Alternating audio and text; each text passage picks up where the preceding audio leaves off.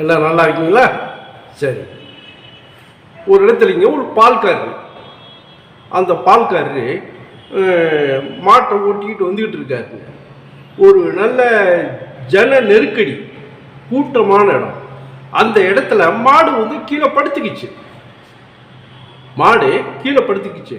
இவர் கூப்பிடுறாரு, நகரவே மாட்டேங்குது, படுத்த மாதிரியே இருக்கு. அப்புறம் போய் தூக்கியும் விடுறாரு.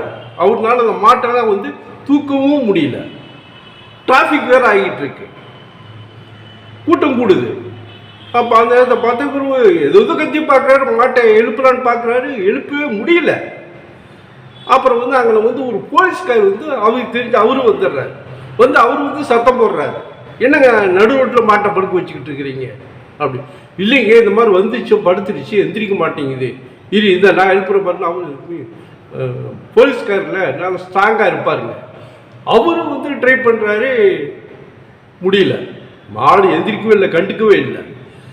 அப்புறம் பார்த்தா இதனால கூட்டமே கூடிருச்சு. என்ன ஏது, என்ன காலில் அடி விட்டுருச்சா, அதான் இதுன்னு ஆளாளுக்கு ஒவ்வொன்று பேச ஆரம்பிச்சிட்டாங்க. அங்கே வந்து ஒரு ஐஸ்கிரீம் வித்துட்டு ஒரு வண்டிக்கார் வந்தாருங்க, ஐஸ்கிரீம் வண்டிக்கார்.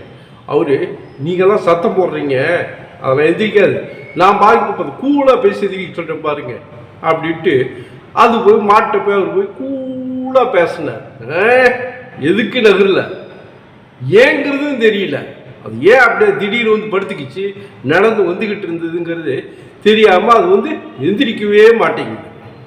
அப்புறம் பார்த்து இதெல்லாம் கூட்டுறது பார்த்துட்டு ஒரு பெரிய பைல்வான் ஒருத்தர் இருந்தார், மல்யுத்த வீரர் வந்து, நான் தூக்குறேன் பாருங்க, தள்ளுங்க எல்லாரும் தள்ளிக்கிங்க, நான் இப்போ அந்த மாட்டை தூக்குறேன் பாருங்க அப்படின்ட்டு அவரு போய் தூக்குற ட்ரை பண்ணாரு.